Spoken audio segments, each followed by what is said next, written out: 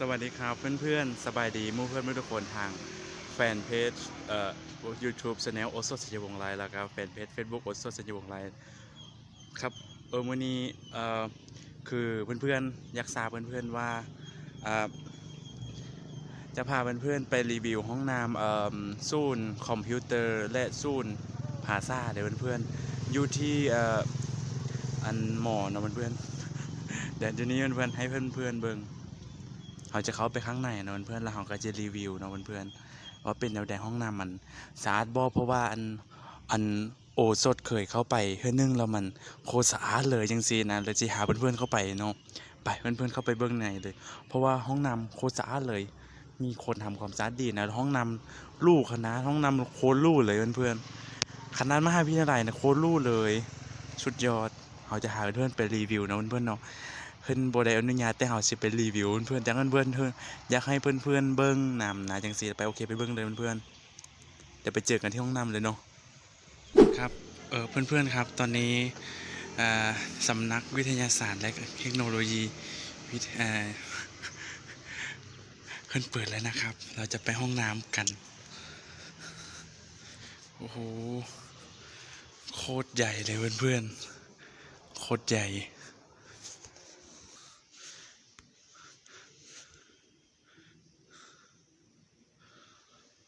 โคตรใหญ่นะครับเพื่อนๆนี่ตรงนี้เป็นที่ถ่ายรูปพี่สวยๆเลยมี QR code ด้วยโอ้พูดนี่เสียงกล้องกังวาน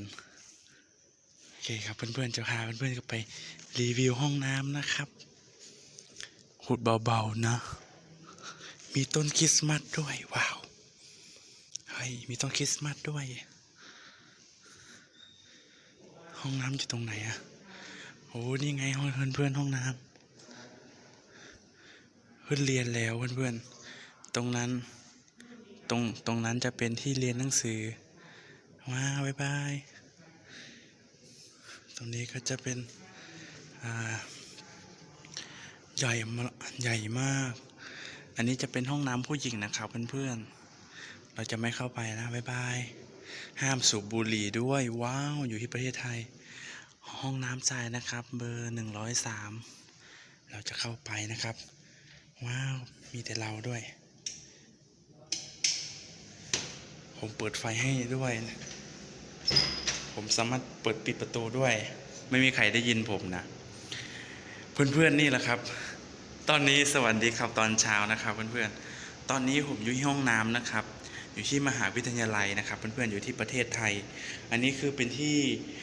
เป็นที่ล้างมือนะฮะเพื่อนๆอันนี้เป็นบอนล้างมือเดี๋ยวเพื่อนๆอันมีบอนล้างมือ3 อันมีบอนเยียว1 2 3 4 5มีบอน6 อันแล้วก็มีบอนวางโทรศัพท์หรือเครื่องใส่พร้อมตรงนี้ก็เป็นบอนวางนี่เฮากำลังล้างมือเฮาวางบนนี้เฮาคันเฮาวางบนนี้มันก็สิเปียกนะเพื่อนๆเฮาเลยต้องได้วางในบนนี้นะเพื่อนๆโอ้มีบอนชูปากกาทอมเพื่อนๆโอ้โคตรสุดยอดเลยโคตรสุดยอดเลยแต่ละตัวโอเคเพื่อนๆบนนี้ก็จะเป็นดอกไฟนะเพื่อนมันขยิบไปว่ะโอเคเราจะไปเบิ้งห้องน้ำเนาะนี่ให้เบิ้งแค่นี่ห้องน้ำกับโคตรสะอาดแล้วเนาะเพื่อนๆจะเปื่อนน้อยนึงก็ประมาณนี้เพื่อนๆโคตรงามเลยอยากให้บ้านเฮามีแบบนี้เนาะนี่แต่ละห้องก็โคตรดีเลยเดี๋ยวเพื่อนๆห้องนี้เพิ่นบ่ได้กดสโคปกดให้เพิ่นกันแน่ช่วยเหลือซึ่งกันและกันมีห้องน้ำสำรุดทอมห้องนี้ก็สะอาดอยู่ถ้านั่งอันแม่บ้านเพิ่นยังบ่หันมาผมสะอาดโคตรใหญ่เลยเพื่อนๆนี่ซ้ำนี้ก็อลังการงานสร้างแล้วแหละนี่เพื่อนๆเพิ่นวางงบประมาณมาสร้างโคตรดีเลยนี่เพื่อนๆโอ้กาพาเพื่อนๆมาเบิ่งได้แค่นี้เนาะรีวิวห้องน้ำเมืองไทยรีวิวห้องน้ำมหาวิทยาลัยเมืองไทยเมื่อกี้นี้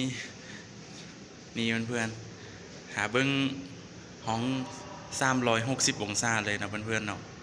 โคตรดีเลยนี่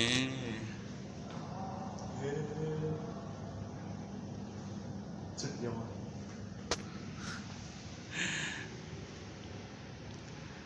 เห็นเนาะเพื่อนๆแล้วก็มีกระจกพร้อมเพื่อนๆมีกระจกแล้วมีห้องเก็บตู้อันบ้อนไวอันบ้อนไวอันอุปกรณ์เพื่อนๆคันโอเฮ็ดห้องน้ำอยู่ไปเฮ็ดลาวโอก็จะเฮ็ดแบบนี้นะเพื่อนๆลักษณะแบบนี้มันสะอาดดี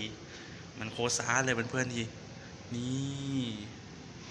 แล้วก็กว้างขวางอลังการงานสร้างเพื่อนๆขอบคุณขอบใจเพื่อนๆที่เบิ่งคลิปวิดีโอมาจนฮอดนี้เนาะเป็นจังไดก็คอมเมนต์มาได้เด้อเพื่อนๆห้องน้ำมหาวิทยาลัยที่เมืองไทยเด้อเพื่อนๆเอารวมๆไปเลยน่าฮักดีเนาะห้องน้ำน่ะเป็นตายู่เว้ย เนาะเพื่อนๆห้องน้ำน่ะเป็นตายู่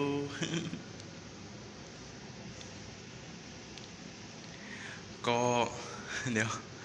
คลิปนี้ก็จบเพียงเท่านี้เนาะถ้ามักหรือว่ามีความคิดเห็นอย่างไหนก็คอมเมนต์มาใต้คลิปแล้วก็อย่าลืมกดกระดิ่งเพื่อจะได้รับคลิปแจ้งเตือนใหม่ๆจากโอสดเนาะ